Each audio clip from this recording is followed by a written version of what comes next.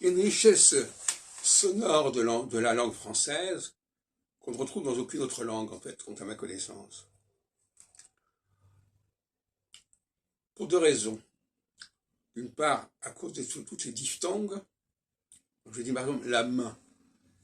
Qu'est-ce qui peut... Quelqu'un qui n'est pas français, il ne peut même pas prononcer le mot main. Parce que ça implique...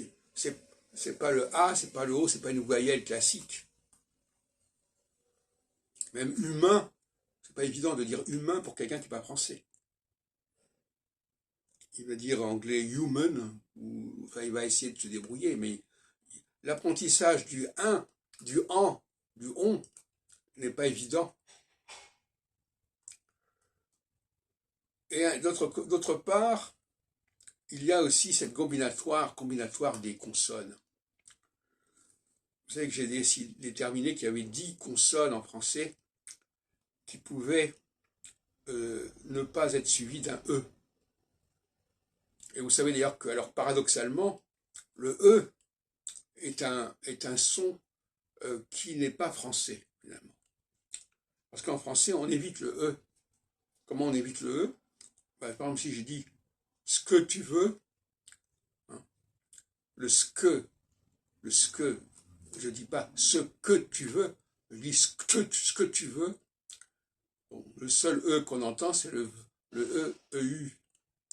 Le EU s'entend comme E, comme jeudi par exemple, le jeudi, mais le E tout seul ne s'entend pas en français.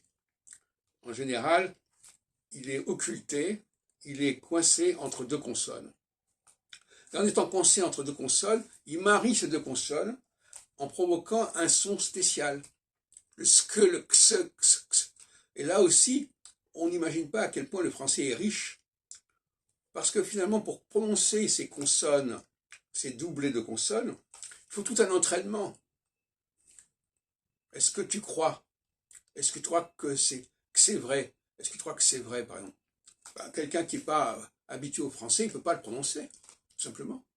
Il ne peut pas le dire. Alors, il y a aussi la capacité de reconnaître.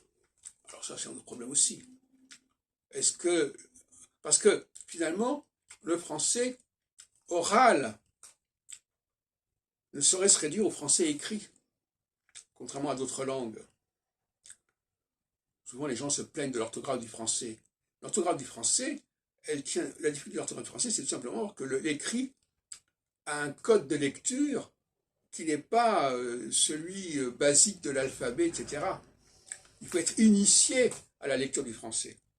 Et souvent, l'apprentissage du français ne passe pas par cette initiation.